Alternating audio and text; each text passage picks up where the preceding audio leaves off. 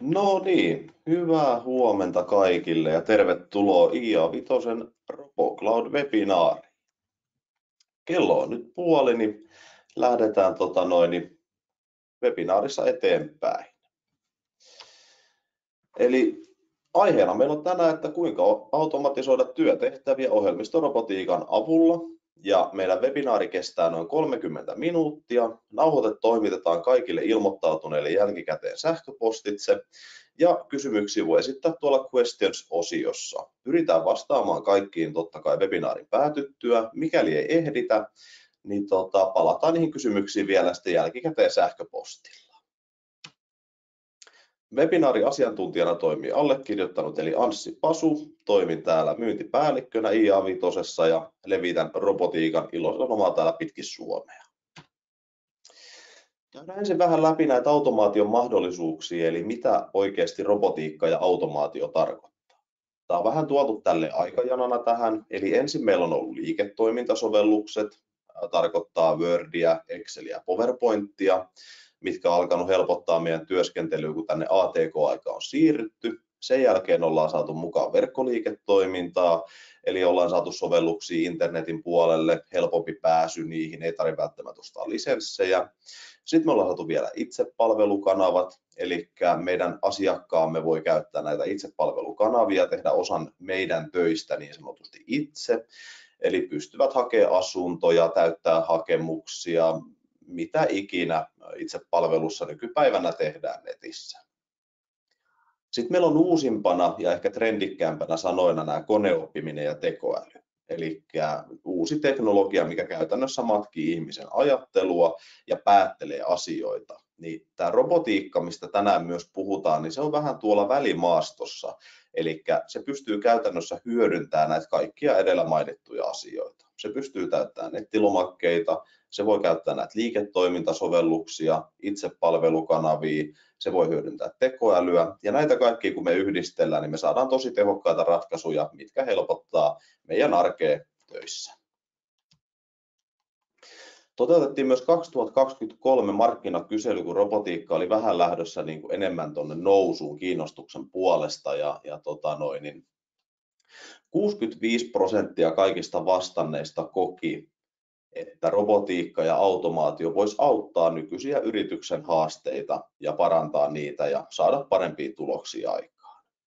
Meillä on myös robotiikkaa kahdenlaista, on niin sanottu oma alusta eli perinteinen RPA ja sitten on pilvipalvelu.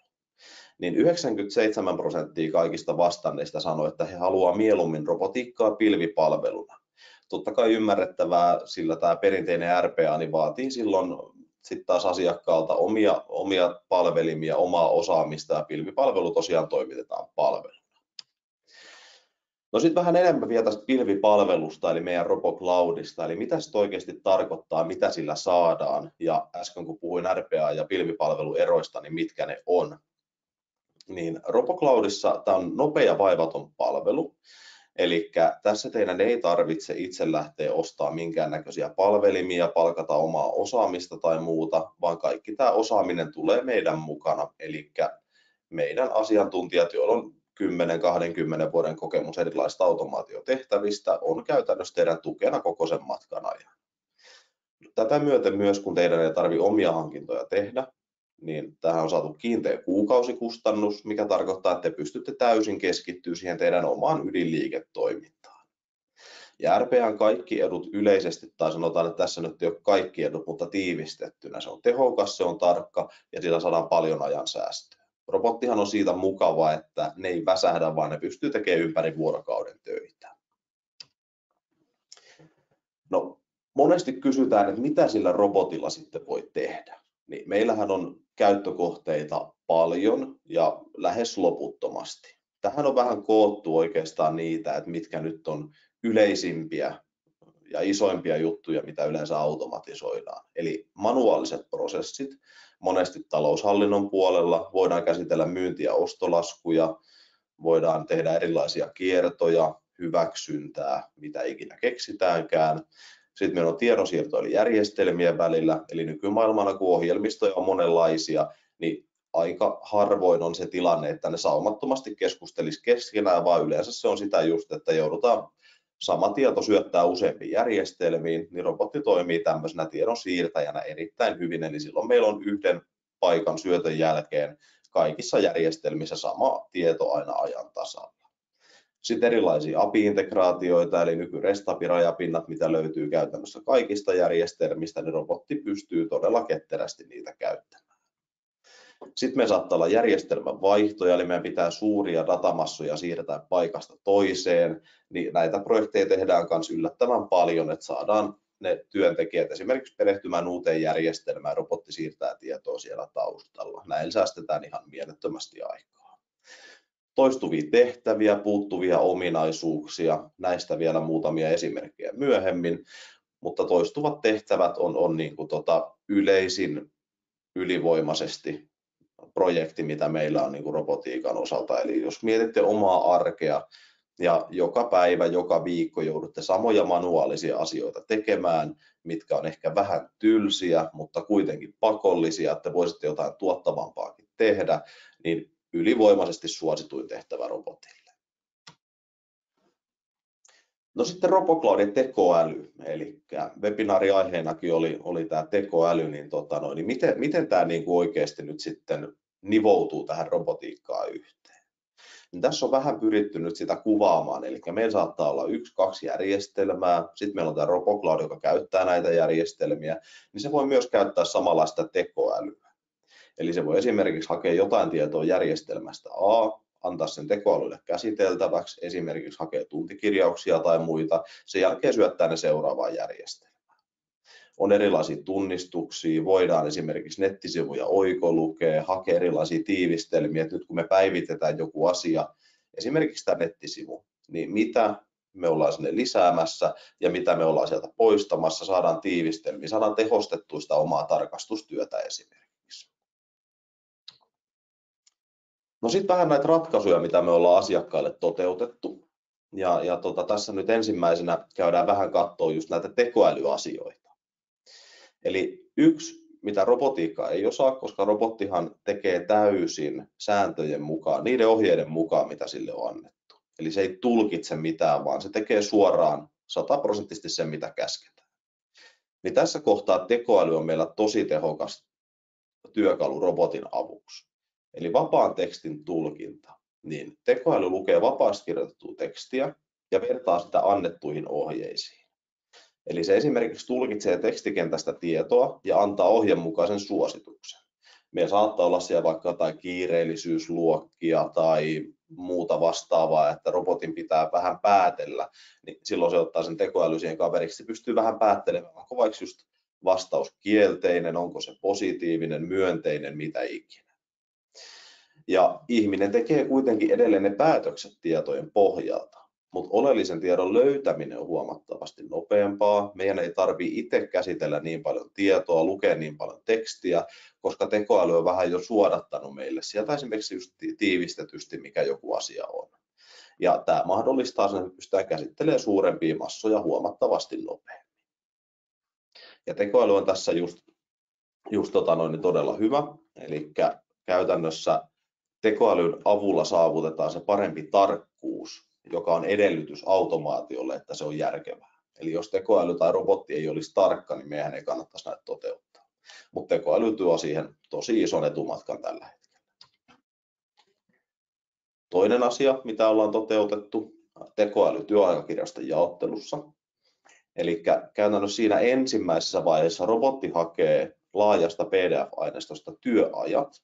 Se jakaa ne tunnit, oikeat päivämäärät oikeille työntekijöille, niin tekoäly lukee ja tulkitsee, mitkä on kunkin henkilön tuntikirjaukset. Eli silloin meidän ei tarvitse erikseen opettaa robotiikalle, mistä päin nämä asiat löytyy. Jos tulee sivuvaihtoja tai muita ja robotti menee vähän hämilleen, että mitäs nyt pitäisi tehdä ja sen jälkeen nostaa kädet pystyyn, niin tekoäly löytää nämä todella hyviä, oppii totta kai koko ajan siinä samalla. Tämän jälkeen tämä tieto välitetään palkanlaskentaan, jolloin niitä tunteja ei tarvitse erikseen laskea ja syöttää manuaalisesti näistä PDF-aineistoista, mitä me ollaan saatu. Ja samalla saadaan haettua esimerkiksi matkalaskut, helpotettua projektin kokonaiskulujen kirjaamista ja laskuttamista. Eli tässäkin taas paljon pyöritään numeroiden kanssa, paljon on toistuvaa tekemistä, eli joku joutuu manuaalisesti käymään kaikki läpi, laskemaan tunnit, syöttämään oikeat luvut, pistää ne palkanlaskentaan ja sen jälkeen niin vielä ehkä tarkistaa parin kertaan, että olihan tämä oikein. Niin tekoäly tekee tämän todella nopeasti robotin kanssa yhteistyössä. Sitten meillä on vähän normaalia robotiikkaa, eli ilman tekoälyä toteutettuja ratkaisuja. Niin meillä on muun muassa Helsingin opiskelija-asuntosäätiölle hakemusten käsittelyä. Eli heille kun tulee asuntohakemuksia todella paljon joka kuukausi, niitä robotti tarkistaa kaikki käsittelemättä tilassa olevat hakemukset. Ja siellä on tietyt kriteerit, mitä robotti tarkastelee. Siellä on muun muassa vuokramaksimia, valittua kaupungin osaa, erilaista, että ollaanko haettu 1, 2, 3. Ja näiden perusteella ilmoitetaan mahdollisista puutteista hakijoille.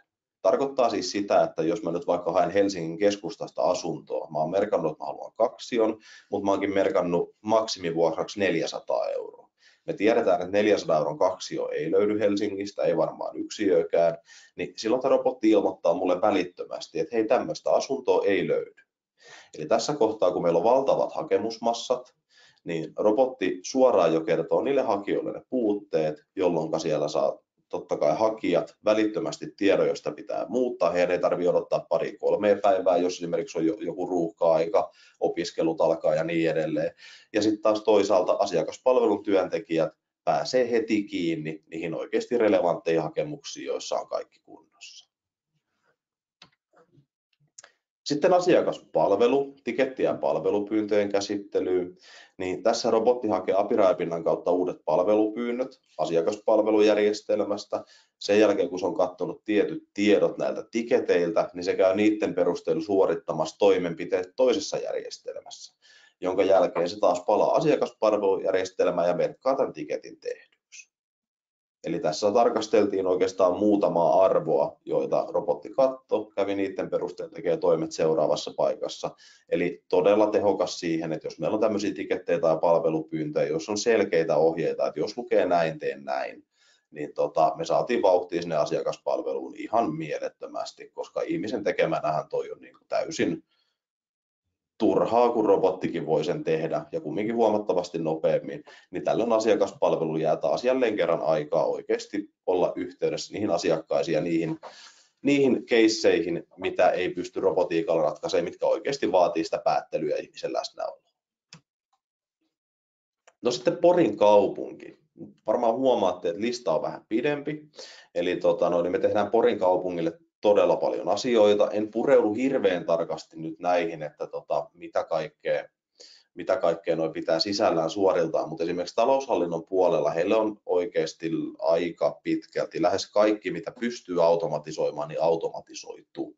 Eli siellä on ostolaskujen tilioinnit ja hyväksynnät, erilaiset raporttien koostamiset, myyntilaskujen kirjaukset, sitten tekee myös rakennusvalvonnan tarkastuksia ja siirtää niiden perusteella tietoa toisiin järjestelmiin. Ja kun puhuttiin tuossa alussa, että robotti pystyy esimerkiksi puuttuvia ominaisuuksia paikkaamaan järjestelmissä, niin tässä yksi oli just tämä kirjastopuoli, eli kirjastokorttihakemusten käsittely ja PIN-koodin uusinta.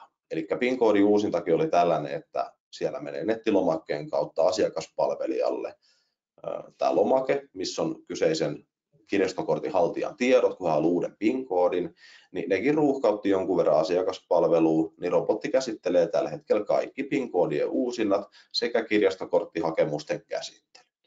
Mikäli siellä on jotain häröjä näissä, eli robotti ei esimerkiksi löydä, että siellä on joku vaikka kirjoittanut sähköpostinsa vähän väärin, ei pystytä kohdistamaan nimessä joku kirjaa vahingossa väärässä paikassa tai muuta, niin se robotti ilmoittaa asiakaspalvelulle, että hei, tätä mä en osannut käsitellä, eli silloin se menee ihmisen käsiteltäväksi. Tällöin me päästään just siihen, että robotti käsittelee sen isoimman massan, mutta jos sieltä löytyy poikkeuksia, ne ei jää mihinkään mustaan aukkoon pyörimään, vaan robotti aina ilmoittaa, että tätä en käsitellyt, käsitelkää te tämä, koska minä en osannut. Sitten siellä on erilaista kirjastoinnin, raportoinnin dataa, HR-data, oikeellisuuden tarkistuksia, kokemusvuosia ja muita. Ja sitten on laitetilauksia, eli nykypäivänä kun on kuitenkin enemmän sääntö kuin poikkeus. Meillä on leasing-laitteita, meillä on puhelimia, tabletteja, tietokoneita, niin robotti pystyy näitä tarkistelemaan, eli koska menee takuu tumpeen, koska leasing-sopimukset loppuu, ilmoittelee niistä jos jotkut palvelimet tai muut tarvii jotain huoltoa tai tämmöistä, niin näitä kaikki pystytään robotille syöttämään, niin ihmisen ei tarvitse niitä muistaa.